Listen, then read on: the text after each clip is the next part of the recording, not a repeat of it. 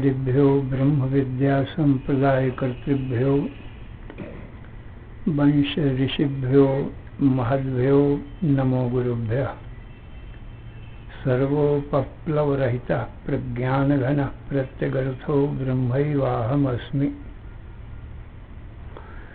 नारायणं पद्मभवं वसिष्ठं शक्तिं च तत्पुत्र पराशरं च व्यासं शुकं गौड़पदं महान्तं गोविंद योगीन्द्रम् अथास्य शिष्यं श्री शंकराचार्यम् अथास्य पद्मपादं च हस्तामलकं च शिष्यं तंत्रौटिकं वारुत्रिककारम् अन्यान् अस्मद्गुरून् सन्ततम् आनतोऽस्मि। श्रुतिस्मृति पुराणानाम् आलयं करुणालयं नमामि भगवत्पादं शंकरं लोकशंकरम्।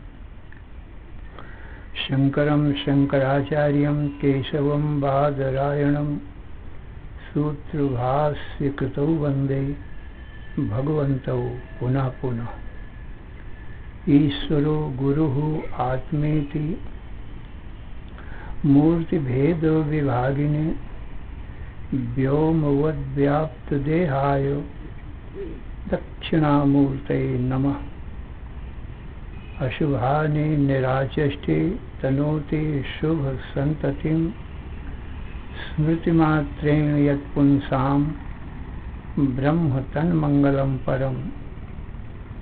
अतिकल्याण रूपत्वात् नित्य कल्याण संश्रयात् स्मृतीनां वरदत्वाच्च ब्रह्म तन्मंगलं विदुः।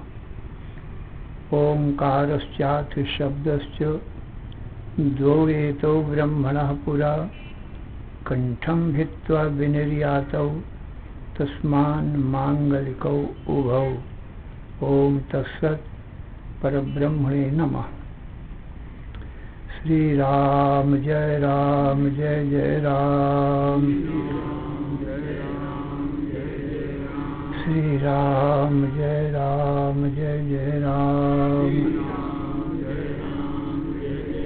श्री राम जय जय राम।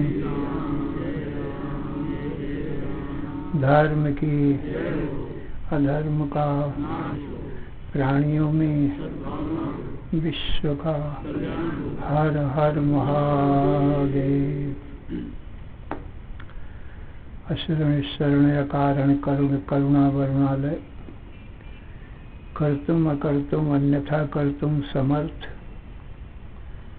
नित्य शुद्ध बुद्ध मुक्त स्वरूप अनंत कोटि ब्रह्मांड नायक परात्पर पूर्णतम पुरुषोत्तम परब्रह्म सच्चिदानंद घन सर्वज्ञ सर्वशक्तिमान सर्वाधार सर्वाधिष्ठान भगवान श्री कृष्णचंद्र जी से अर्जुन ने हाथ जोड़कर प्रार्थना किया, हे भगवान यत् श्रेयास्यान्निश्चितं ब्रूहि तन्मे शिष्यस्तेहं साधि मां त्वां प्रपन्नम्। मेरे परम कल्याण का उपाय बताओ। मैं आपका शिष्य हूँ, आपकी शरण में हूँ। मेरा तन मन बुद्धि प्राण आपके चरणों में अर्पण है। तो भगवान श्री कृष्ण बोले, हे अर्जुन सावधान मन से श्रवण करो। ओम श्री परमात्मने नमः। 9वां अध्याय। इदं तु ते गुह्यतमं प्रवक्ष्याम्यनसूयवे ज्ञानं विज्ञानसहितं यज्ञात्वा मोक्षसे शुभात्। राजविद्या राजगुह्यं पवित्रम् इदमुत्तमं प्रत्यक्षावगमं धर्म्यं सुसुखं कर्तुमव्ययम्। हे अर्जुन इदं ते तु गुह्यतमं प्रवक्ष्यामि अनसूये। तुझ अनसूयवे माने दोष दृष्टि रहित अर्जुन के लिए गुह्य से गुह्य, गोप्य से गोप्य जो ज्ञान है वह मैं तुझको कहूंगा। इदं तु ते गुह्यतमं प्रवक्ष्यामि अनसूयवे। ज्ञान विज्ञान सहितम, और कैसा ये ज्ञान है जो विज्ञान के सहित है। ज्ञान सामान्य ज्ञान और विज्ञान विशेष ज्ञान, और ज्ञान शास्त्रीय ज्ञान और विज्ञान अनुभव ज्ञान। तो अनुभव ज्ञान के सहित मैं विज्ञान तुझको कहूँगा, क्योंकि तू दोष दृष्टि रहित है, निष्पाप है और मेरा परम भक्त भी है। यद ज्ञात्वा मोक्ष से शुभात्, अर्जुन जिस ज्ञान को प्राप्त करके ये जन्म मृत्यु रूप जो संसार है ये बड़ा अशुभ है, दुख ही अशुभ है, मृत्यु ही अशुभ है, सुख ही शुभ है और अमरता ही शुभ है। तो ये अशुभ संसार से छूट करके परम सुख शांति को प्राप्त करेगा, मृत्यु से छूटकर अमृतत्व को प्राप्त करेगा। क्षण मात्र में इस जन्म मृत्यु रूप अशुभ संसार से मुक्त हो जाएगा। ऐसा ज्ञान मैं तेरे को कहता हूं। और ये ज्ञान सभी विद्याओं का राजा है। विद्या नाम भी ज्ञान का ही है। राज विद्या राजगुह्यम, संसार की जितनी भी विद्याएं हैं वो जन्म मृत्यु से छुड़ाने वाली नहीं हैं।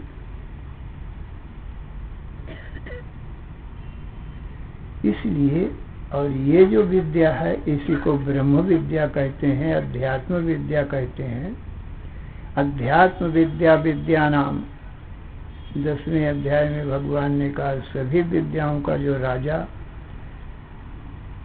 ब्रह्म विद्या है वो अध्यात्म विद्या उसी को कहते हैं। तो ये अध्यात्म विद्या सब विद्याओं का राजा है, क्योंकि संसार की जितनी विद्या हैं वो सर्व दुखों से और मृत्यु से मुक्त नहीं करती हैं, छुड़ा नहीं सकती हैं।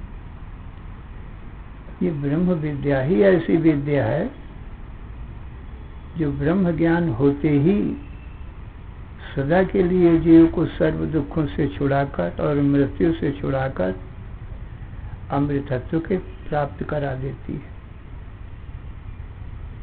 इसलिए हे अर्जुन ये सभी विद्याओं का राजा है।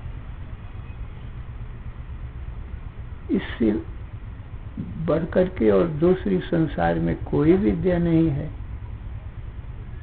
जो जन्म मृत्यु से छुड़ा सके। इसीलिए इसकी विशेषता है ये विद्याओं में राजा है।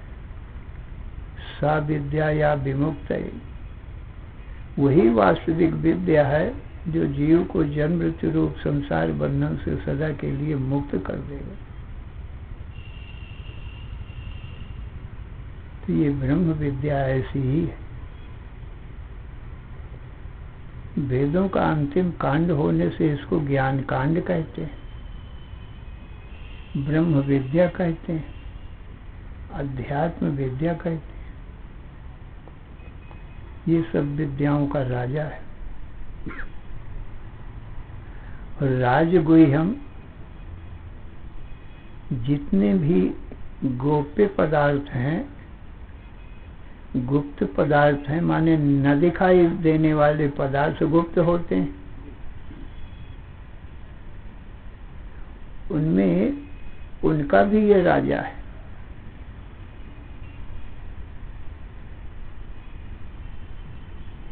माने इतना गोप्य है। संसार के पदार्थ तो इंद्रिय मन बुद्धि आदिकों से देख लिए जाते हैं, परंतु ये इंद्रिय मन बुद्धि से नहीं देखा जा सकता है, इतना गोप्य है। किंतु देह इंद्रिय मन बुद्धि को ये देखता है और इस आत्मा को कोई नहीं देखता है।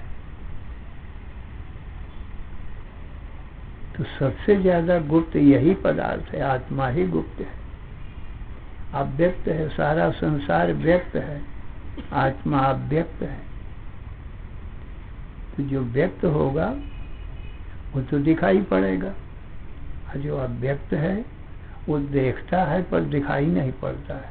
तो ये आत्मा सबको देखता है, दृष्टा है, और स्वयं अदृष्ट है।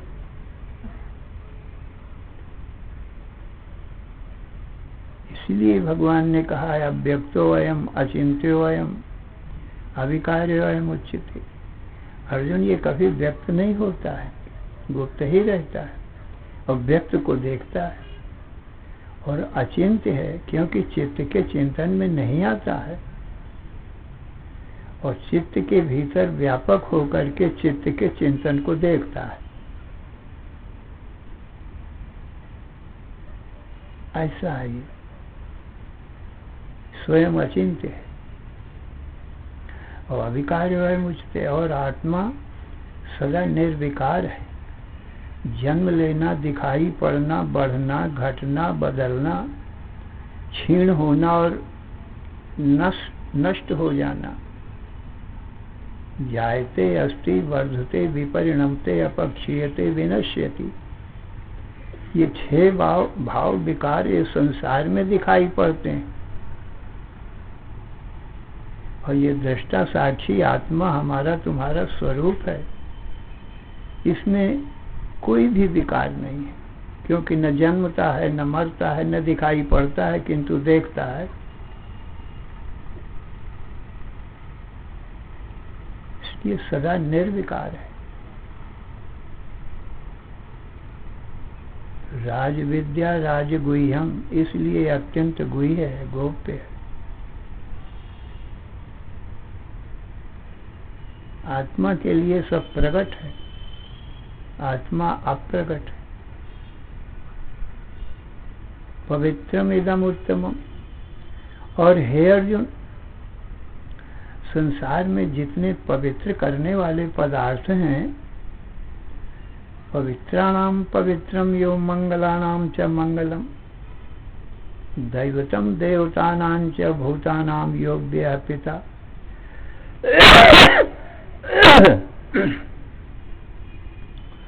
जैसे पावक है, पावक नाम पवित्र का है, पावक नाम अग्नि का है। अग्नि सबको पवित्र करता है, और वायु पवन को भी पवित्र कहते हैं, पवन भी पवित्र करता है, और गंगा जल भी पवित्र करता है, भगवान का मंगलमय नाम भी पवित्र करता है।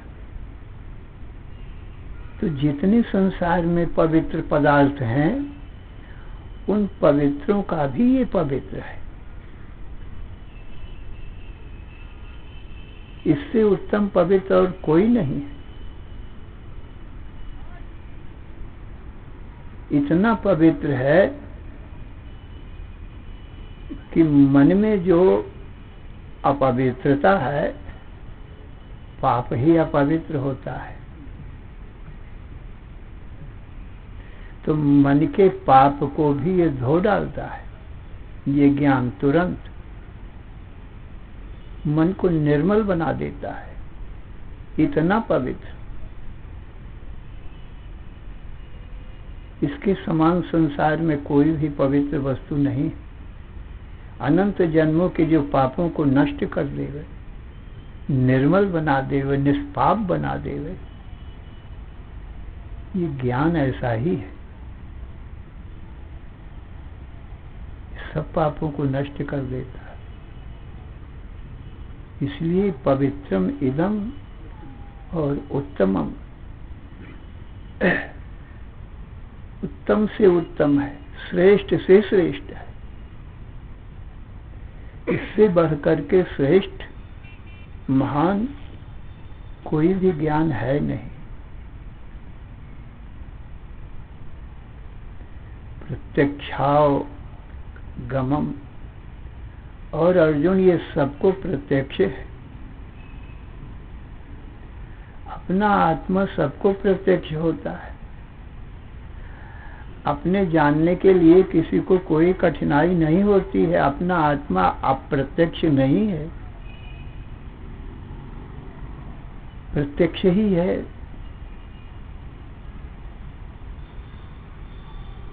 परोक्ष नहीं है। मैं देखता हूं, इस प्रकार से सबको आत्मा प्रत्यक्ष। अपना स्वरूप परोक्ष नहीं होता है। और देश काल वस्तु बहुत से परोक्ष होते हैं,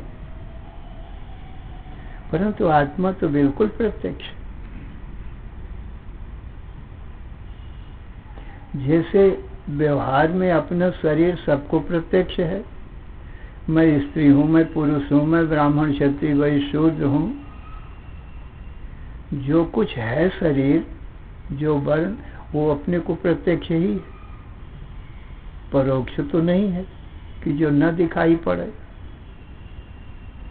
सब अपने अपने शरीरों को, अपने जाति वर्ण को सब जानते हैं। जैसे इन सब शरीरों के भीतर जैसे वर्णाश्रम प्रत्यक्ष हैं, स्त्री पुरुष के अपने शरीर अपने को प्रत्यक्ष हैं, जैसे शरीर के भीतर रहने वाला, शरीर को देखने वाला आत्मा भी प्रत्यक्ष है कि हम पश्यामि, मैं अपने शरीर को देखता हूं। तो मैं देखने वाला तो प्रत्यक्ष ही हूं। यद्यपि नेत्रों का विषय नहीं हूं, नेत्रों का नेत्र हूं, परंतु ज्ञान रूप हूं, इसलिए प्रत्यक्ष ही हूं। मैं देखता हूं। इस प्रकार से सबको अपनी आत्मा प्रत्यक्ष है, अपना स्वरूप प्रत्यक्ष है। किसी को संशय तो नहीं है कि मैं नहीं देखता हूं। तो मेरा स्वरूप क्या है? मैं देखने वाला हूं, पर दिखाई नहीं पड़ता हूं।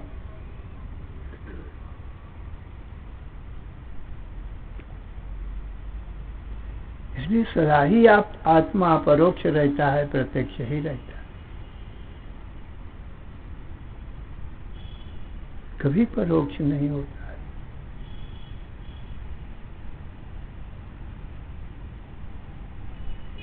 प्रत्यक्षावगमम। संसार में बहुत सी वस्तुएं ऐसी हैं कि परोक्ष है। देश काल वस्तु से जो व्यवहित वस्तु हैं, वो प्रायः परोक्ष देखने में आती हैं। जैसे स्वर्गादिक लोक हैं, इंद्रादिक देवता हैं, ये मनुष्य लोक में रहने वाले लोगों के लिए परोक्ष हैं, प्रत्यक्ष नहीं दिखाई पड़ते।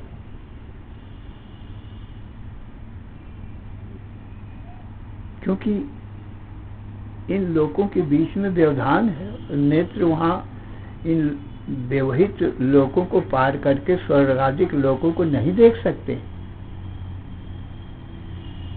तो जो देश से व्यवहित है, बीच में व्यवधान है, वो परोक्ष है। कोई काल से व्यवहित है, जैसे भविष्य काल। वर्तमान को तो हम देखते हैं, परंतु भूतकाल को नहीं देख पाते हैं और भविष्य को नहीं देख पाते हैं। तो काल से व्यवधान है इनका ना। परंतु अपना आत्मा जो है, वो देश काल वस्तु के व्यवधान से रहित है, सदा वर्तमान है। न देश से व्यवधान है, न काल से व्यवधान है, न किसी वस्तु से व्यवधान है। हमारे तुम्हारे बीच में, इन शरीरों के बीच में यदि कोई पर्दा आ जाए बीच में तो ये व्यवधान हो जाएगा। तो आप हमको नहीं देख सकेंगे, हम आपको नहीं देख सकेंगे। पर आत्मा, अपनी आत्मा के बीच में कोई व्यवधान नहीं है, कोई पर्दा नहीं है। जैसे पर्दा रहित आप हमको देखते हो, हम आपको देखते हैं, व्यवधान बीच में है नहीं कोई, तो प्रत्यक्ष। तो अपना आत्मा सबको प्रत्यक्ष। यहां तक कि छोटे से बालक को भी अपना आत्मा प्रत्यक्ष, क्योंकि छोटा बालक भी पूछने पर यही कहता है, पूछो बेटा तू देखता है, दिन को देखता है, रात को देखता है? तो वो भी कहता है कि मैं देखता हूं। माता पिता ये नहीं बताते कि बेटा तू देखने वाला है, ये ज्ञान माता पिता ने नहीं दिया है। माता पिता ने शरीर को उत्पन्न किया है, पर देखने वाला आत्मा तो पहले से ही देखने वाला मौजूद है। शरीर पैदा हुआ, आंखें खुली और देखने लगा। इसलिए दृष्टापने का ज्ञान माँ बाप ने नहीं दिया, किसी गुरु ने नहीं सिखाया। अपने आप माँ बाप पूछते हैं कि बेटा तू देख रहा है? हाँ देख रहा हूँ। बता दिन है कि रात है? तो दिन होता है तो दिन बताता है, रात होता है तो रात बता देता है।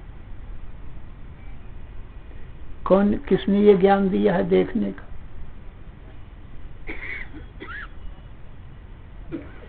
जैसे ज्ञानी हैं, पंडित हैं, विद्वान हैं, वे अपने आत्मा को दृष्टा रूप में देख रहे हैं, तैसे ही बालक भी देख रहा है। अपने आप के देखने में किसी को संदेह नहीं है और रहने में संदेह नहीं है। मैं हूं कि नहीं हूं इसमें संदेह नहीं। मैं दिन में हूं और दिन को देखता हूं, ये सबको पक्का है। स्त्री हो, पुरुष हो, बालक हो, वृद्ध हो, हिंदू, मुसलमान, ईसाई, पारसी, कोई भी हो, अपने दृष्टापने से इनकार नहीं कर सकते। इस दृष्टा को ही ब्रह्म कहते हैं। दृग् ब्रह्म दृश्यमायेति सर्ववेदांत निर्णय। दृष्टा ब्रह्म है और दृश्य माया है। ये सभी वेदांतों का, माने उपनिषदों का, ज्ञान कांड का निर्णय है। केवल इतना ही नहीं जानते हैं जीव, देखना तो सबको अनुभव है कि मैं देखता हूं, परंतु इस दृष्टा को ही ब्रह्म कहते हैं, यही अजन्मा है। इस बात का विवेक विचार नहीं है लोगों को। गुरु और वेद केवल ये बता देते हैं कि जो देखने वाला है वही ब्रह्म है, इसकी उत्पत्ति नाश नहीं होती है, और ज्ञान दृष्टि का भी नाश नहीं होता है कभी, उदयस्त रहित ये ज्ञान है। तो सज्जनों, अपना स्वरूप, दृष्टा स्वरूप सबको प्रत्यक्ष, परोक्ष नहीं है, क्योंकि कोई व्यवधान नहीं है।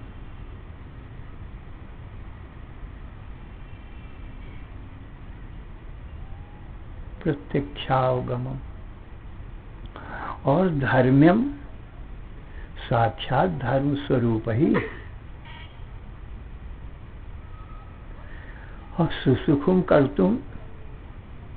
और अर्जुन, अपनी आत्मा को जानना तो बहुत ही सरल है, क्योंकि अपने को जानना है।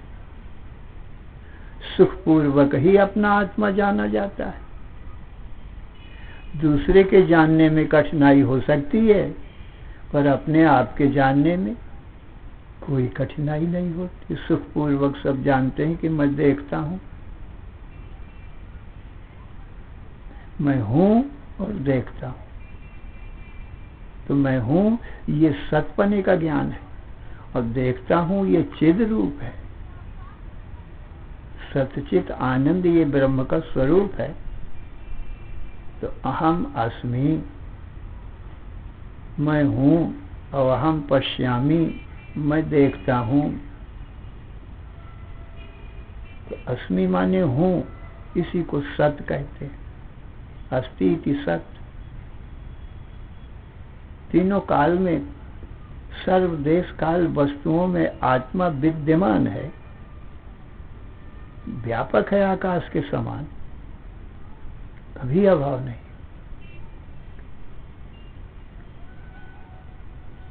सदा वर्तमान है।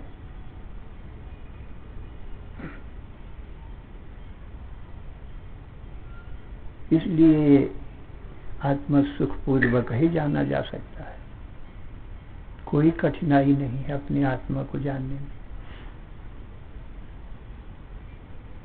सुसुखम कर्तुम, ये ब्रह्म विद्या, अध्यात्म विद्या, क्योंकि अपने को जानना है। तरति शोकम आत्मवेद। अर्जुन जो अपने आप को जानता है वो शोक सागर से तुरंत पार हो जाता है। आत्मा के न जानने से ये देहादिकों को आत्मा मान बैठता है, तभी ये दुखी होता है और जन्म मृत्यु को प्राप्त होता है। जितने भी ये देह हैं ये मेरी माया से होते हैं। अनित्यानि शरीराणि, अर्जुन जितने शरीर हैं मेरी माया से होने के कारण अनित्य है, नित्य नहीं, माने सदा नहीं रहते। पर आत्मा तो नित्य है। नित्या सर्वगता स्थाणुराशिलो अयम सनातना, नित्य है, अचल है। आत्मा में चलना नहीं है, क्योंकि आत्मा तो सभी देश काल वस्तुओं में, सर्व लोकों में पहले ही से विद्यमान है आकाश के समान। तो चले तो कहाँ चले, कहाँ जाए? कहीं ना हो तो वहां जाना पड़े। आकाश कहाँ चले? आकाश तो सबसे पहले सब जगह मौजूद ही है, इसलिए आकाश अचल है। आकाश में तो सब चलते हैं, मनुष्य पशु पक्षी सब चलते हैं। कहाँ? सूर्य चंद्र सब आकाश में चलते हैं, वायु आकाश में चलता है, पर आकाश तो नहीं चलता है, क्योंकि सब जगह पहले ही से मौजूद है। तो अर्जुन, आत्मा तो आकाश से भी अति सूक्ष्म है और महान है। तो सब जगह जब पहले ही से मौजूद है तो कहाँ जाए? देश काल दिश विद सहु माही, कहा हो सो कहाँ जहाँ प्रभु नाही। देश काल वस्तु दिशा विदिशा, कौन जगह है जहाँ प्रभु नहीं है? माने सर्वत्र आकाश के समान व्यापक। आकाश तो उत्पन्न होता है आत्मा से, परंतु आत्मा की तो उत्पत्ति नहीं होती है। न जायते म्रियते वा कदाचिन। और आकाश की आत्मा से उत्पत्ति वेद में लिखी है, तस्माद् वाये तस्माद् आत्मन आकाश संभूता। उस परमात्मा से अथवा हमारे तुम्हारी आत्मा से ही आकाश उत्पन्न होता है, इसलिए कभी इसका विनाश होगा, क्योंकि जिसकी उत्पत्ति होती है उसका विनाश अवश्यम भावी है। पर आत्मा तो उत्पन्न ही नहीं होता है, तो उसका विनाश भी नहीं।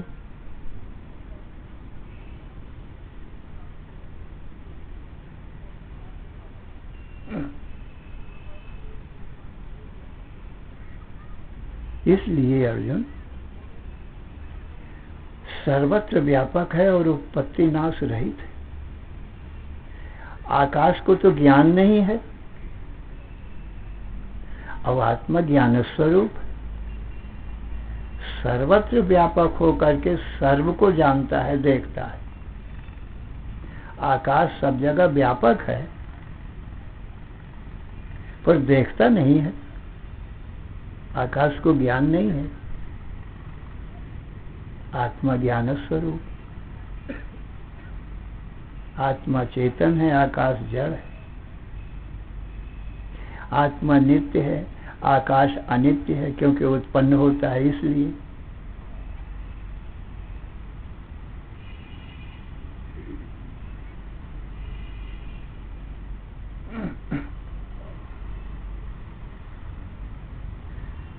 ये आत्मा ब्रह्म कहलाता है। अर्जुन, हमारा तुम्हारा वास्तविक स्वरूप सच्चिदानंद ब्रह्म ही है। मैं का अर्थ परमार्थ रूप से ब्रह्म ही है। और व्यवहार में शरीर को भी मैं कह दिया जाता है। मैं आता हूँ, मैं जाता हूँ, मैं खाता हूँ, मैं पीता हूँ, मैं मिलता हूँ, मैं सुनता हूँ, और मैं उपदेश करता हूँ, सुनाता हूँ। तो ये देह, इंद्रिय, मन, बुद्धि में अहम का प्रयोग किया जाता है। ये व्यवहारिक है अर्जुन, ये उत्पत्ति नाशवान अहम है, सच्चा नहीं। और पारमार्थिक मैं शुद्ध ब्रह्म है, जिसकी उत्पत्ति नाश होती ही नहीं है। ये मैं का दो प्रकार का अर्थ होता है सज्जनों, ये बात भगवान बता रहे हैं। जैसे नट के दो अहम होते हैं। एक तो मैं नट हूं, भला ये तो पहले से है नट। और नाटक जब करता है तब जब वेश बनाता है रानी का या राजा का, चर्मकार अथवा चांडाल का, जब वेश बनाता है तो उस वेश में भी मैं का प्रयोग करता है कि मैं राजा हूं, मैं रानी हूं, और अभिनय भी वैसा ही करता है। जो वेश बनाता है तैसा ही अभिनय करता है। तो अहम का प्रयोग उस वेश में भी करता है। परंतु नाटक करते समय भी अपने वास्तविक मैं नटपने को नहीं भूलता है। ये उसको पक्का ज्ञान रहता है, भूलता नहीं है कभी। यथा अनेकन वेश धरी, नृत्य करे नट कोय, जोई जोई वेश बनावई, आप न होवे सोए। जो जो नट वेश बनाता है वही नहीं हो जाता कि यही मेरा स्वरूप है।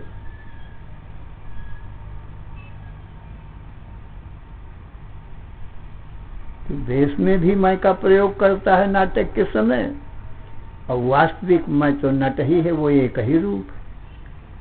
और अनेक रूप तो बनावटी है, कपड़ा पहन के बनाता है, बस रूप धारण करता है। इसी प्रकार से ये शरीर रूपी वस्त्र को धारण करके ये जीव, स्त्री का शरीर धारण किया, पुरुष का शरीर धारण किया, तो ये कपड़े हैं, ये वेश हैं। ब्राह्मण, क्षत्रिय, वैश्य, शूद्र का वेश बनाया, राजा प्रजा का बनाया वेश, गुरु शिष्य का वेश बनाया, चांडाल का चर्मकार का वेश बनाया। ये तो वेश है न शरीर। तो इनमें भी अहम का प्रयोग करता है व्यवहार के समय, लीला के समय। परंतु वास्तविक स्वरूप मैं का सच्चिदानंद ब्रह्म है, इसको कभी नहीं भूलता। तो उसका कोई अनर्थ, कितने भी वेश बनाओ उसकी कोई हानि लाभ नहीं होती है। जो शुद्ध अहम है, मैं है,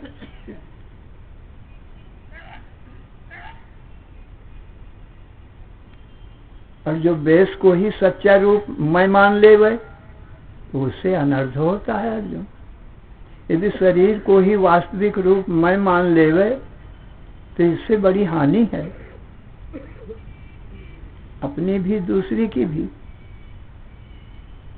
एक जगह रामलीला हो रही थी, बहुत भीड़ थी,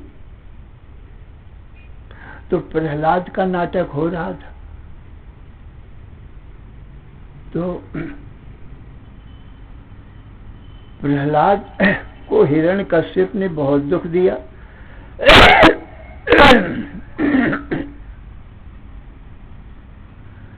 तो एक ने तो प्रहलाद का पाठ लिया, दूसरे ने हिरण्यकश्यप का पाठ लिया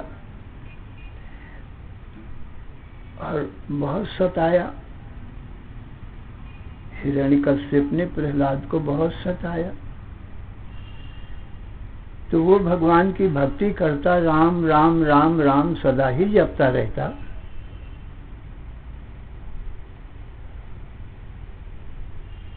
माने ये भक्त था प्रहलाद, और वो भक्ति का, भगवान का विरोधी था हिरण्यकश्यप। वो कहता था मुझे ही भगवान मानो, मेरी ही पूजा करो, यही प्रचार करता था सब अपने राज्य में। और प्रहलाद असलियत को जानता था, इसलिए वो पिता की बात नहीं मानता था,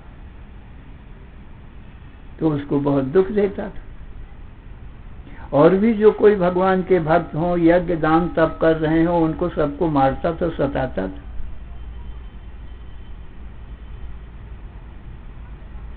बहुत दुख दिया। समुद्र में डुबाया, फेंकवाया, पहाड़ से गिराया, सर्पों से कटवाया, हाथी से कुछ लाया, परंतु न मारा मरा। आग में जलाया, परंतु नहीं जला। होलिका नाम की उसकी बहन थी, उसने अग्निदेव के लिए तपस्या किया था। अग्निदेव ने दर्शन दिया और कहा वरम ब्रूहि, वर मांगो। तो होलिका ने यही वरदान मांगा कि मैं जलूं नहीं तुमसे, अग्नि से मुझको कोई भय न हो, मैं नहीं जलूं तुमसे। अग्नि ने कहा ठीक है, मैं तुझको नहीं जलाऊंगी। दे दिया वरदान। तो जब किसी प्रकार मारा न मरा प्रहलाद, हिरण्यकश्यप की ये बहन थी, इसने कहा कि भैया मैं इसको मार सकती हूँ, जला सकती हूँ, क्योंकि मुझको तो वरदान है अग्निदेव का, अग्नि मुझको जलाएगा नहीं। और मैं प्रहलाद को अपनी गोद में लेकर के चिता में बैठ जाऊंगी तो प्रहलाद जल जाएगा। कहा ठीक।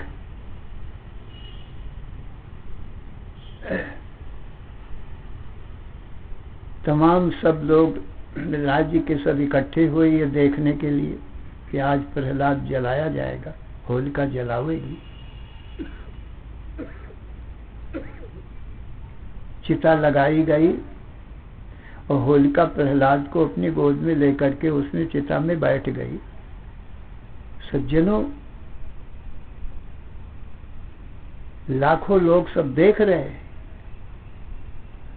और देखते देखते होलिका तो जल गई और प्रहलाद नहीं जला। और हिरण्यकश्यप भी देख रहा है खड़ा हुआ, सब लाखों लोग देख रहे हैं। तो हिरण्यकश्यप ने कहा प्रहलाद तुम सच सच बताओ, क्या कोई मणि मंत्र औषधि जानते हो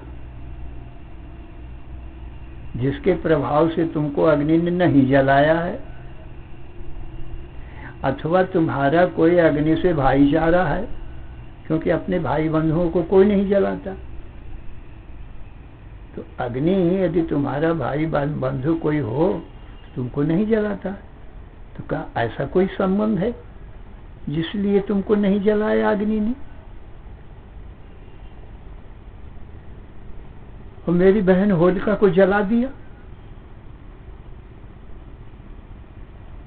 तो वो प्रहलाद जवाब दे रहा है, वहीं चिता में बैठा हुआ। कहता है हे पिताजी सुनो, मेरा जो मणि है या मंत्र है या औषधि है, एकमात्र राम ही है। मैं यही दवा जानता हूँ, यही औषधि जानता हूँ, यही मेरा मंत्र है, इसके प्रभाव से ये अग्नि मुझको नहीं जलाता है। राम नाम जपताम कुतो भयम, सर्व रोग शमनैक भेषजम, पश्यतात मम गात्र सन्निधौ, पावकोपि सलिलायते धुना। हे पिताजी, राम नाम जपने वाले को दुख कहाँ है, रोग बीमारी कहाँ है, उसको भय कहाँ है? कहीं से किसी से भी भय नहीं, यमराज से भी भय नहीं है। क्योंकि यमराज जो काल है, राम तो ब्रह्म है ना, ईश्वर है, उसका एक तुच्छ नौकर है, उसको यही काम दे रखा है लोग मृत्यु को वो मारता फिरता है। परंतु राम नाम जपने वाले को किसी से भी भय नहीं। सर्वरोग शमनैक भेषजम, हे पिताजी, सारे रोग की ये दवा एक ही है मेरी, राम नाम।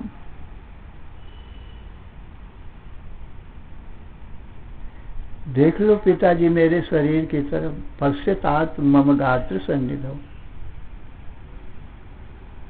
प्रत्यक्ष देख लो तुम। एक राम नाम रूपी औषधि से, मंत्र से पावकोपि सलिलायते धुना, पावक भी इस समय देख लो सलिल हो गई, माने जल का काम कर रही है, मुझको शीतलता दे रही है, उष्णता कुछ नहीं है। तो सज्जनों, कितना दृढ़ विश्वास है भगवान में प्रहलाद को।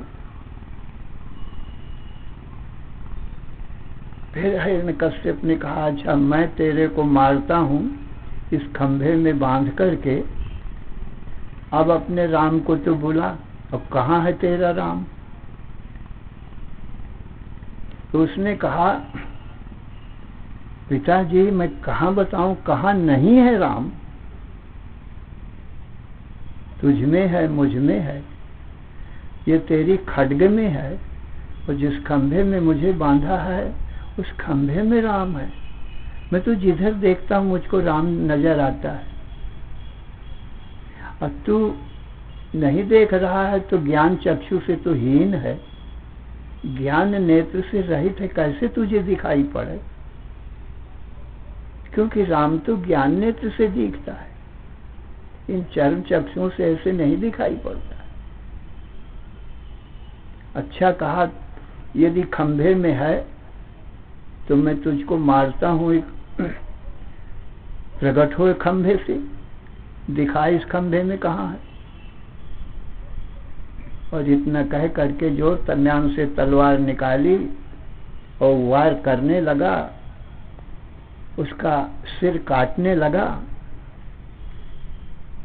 त्यों ही नृसिंह भगवान उस खंभे को फाड़ करके प्रकट हो गया, खंभा गिर गया, नृसिंह भगवान प्रकट हो गए। और उस हिरण्यकश्यप से युद्ध हुआ, और हिरण्यकश्यप ने वरदान मांग रखा था कि मैं दिन में मरूं न रात में मरूं, न आकाश में मरूं और न पृथ्वी में मरूं, न घर के भीतर मरूं न घर के बाहर मरूं, कोई अस्त्र शस्त्र से न मरूं, ऐसा वरदान मांग रखा था। तो नरसिंह भगवान उसको अपने जंघों पर पकड़ करके बैठा लिए, लेटा लिए, और कहा कि देख, अपने नखों के द्वारा उसका उदर विदीर्ण करते हैं। तो घर के डेहरी में बैठे, कुछ घर के बाहर है, कुछ घर के भीतर है, और न आकाश में है न पृथ्वी में है, जंघों में है, और न कोई अस्त्र शस्त्र। पूछते जाते हैं कि कहा ये कौन से अस्त्र शस्त्र हैं? नखों से, तो ब्रह्मा जी के वरदान को भी रखा, नखों से उसका उदर विदीर्ण कर लिया, पेट फाड़ करके और आंतें निकाल के गले में डाल लिया, अट्टहास किया बहुत। पृथ्वी कांप गई, सब लोग घबरा गए। लक्ष्मी जी की भी हिम्मत नहीं पड़ रही है भयंकर रूप देख कर, देवता सब घबराने लगे।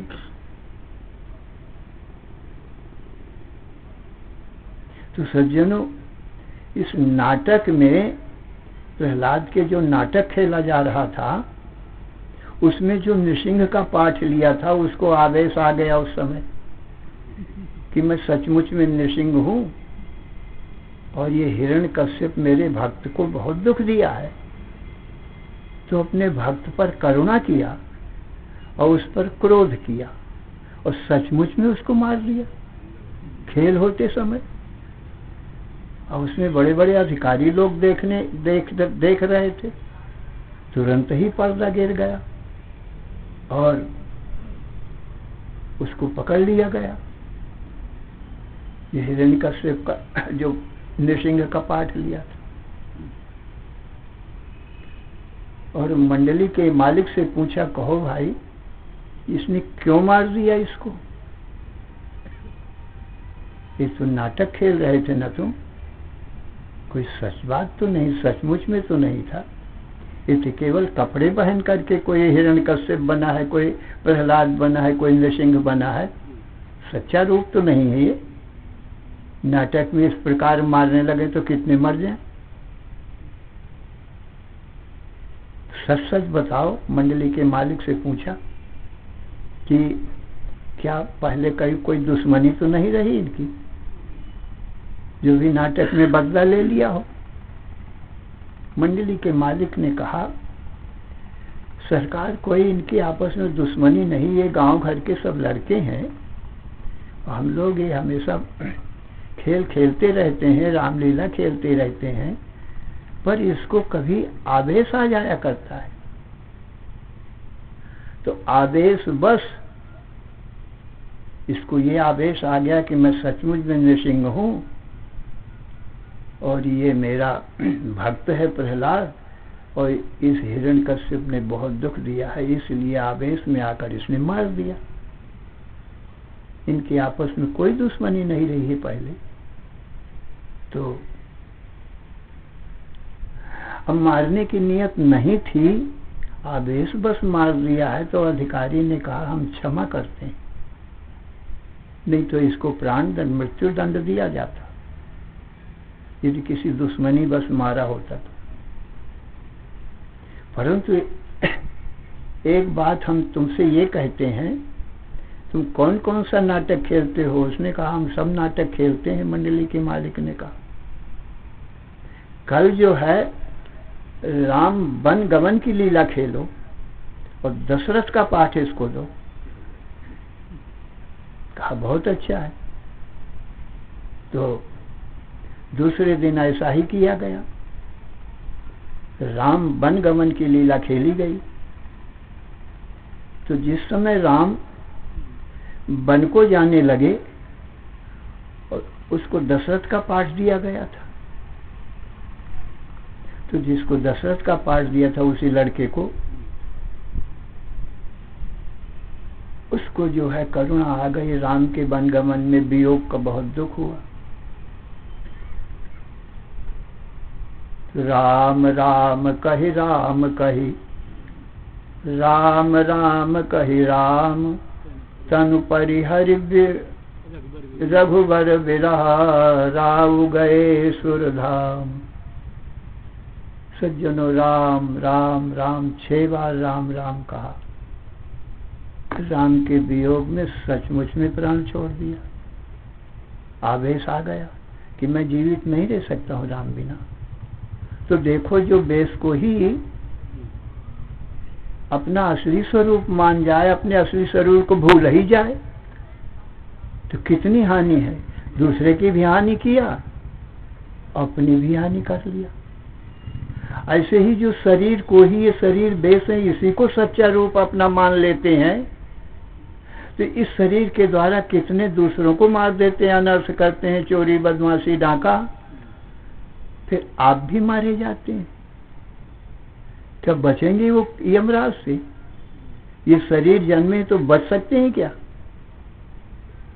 तो जो देह में ही अहम भाव कर लेता है वो जन्म मरण से, मृत्यु के चक्कर से नहीं छूटता है। इसलिए सज्जनों, माई के दो अर्थ होते हैं। एक नाटक में वेश धारण करने वाला, ये शरीर हमारे तुम्हारे, एक ये व्यवहारिक है। इसमें तो व्यवहार भले ही रहे, जो हो सो अपना व्यवहार करो। मैं स्त्री हूँ, पति हूँ, पत्नी हूँ, ब्राह्मण, क्षत्रिय, वैश्य हूँ, ब्रह्मचारी, गृहस्थ, वानप्रस्थ और सन्यासी हूँ। ये वेश धारण की हो तो ठीक है, पाठ करो अपना, परंतु यही मेरा सच्चा रूप है, इसके मान लेने से मृत्यु से नहीं बचोगे, यमराज से नहीं बचोगे। इसलिए अपने शरीर से सब व्यवहार करो, क्योंकि ये कपड़ा पहने हो, और भीतर से अपने आप को सच्चिदानंद ब्रह्म जानो। कपड़ा तो उतर जाएंगे थोड़े दिन में, पर अपना नट स्वरूप, ब्रह्म स्वरूप जो है, उसकी कभी जन्म मृत्यु नहीं होती। तो सुसुखम कर तुम अव्यय, अपना स्वरूप, और अव्यय, इसका फल अविनाशी है और कर्मों का फल विनाशी है। कर्मों से जो भी प्राप्त किया जाता है, लोक परलोक, स्त्री पुत्र धन, वो सब नाशवान है। और इस ब्रह्म ज्ञान का फल अविनाशी, जन्म मरण से छूट जाना। श्री राम जय राम, जय जय राम। श्री राम जय राम, जय जय राम। श्री राम जय राम, जय जय राम। धर्म की अधर्म का, प्राणियों में विश्व का, हर हर महादेव। बोलो गुरुदेव भगवान की जय।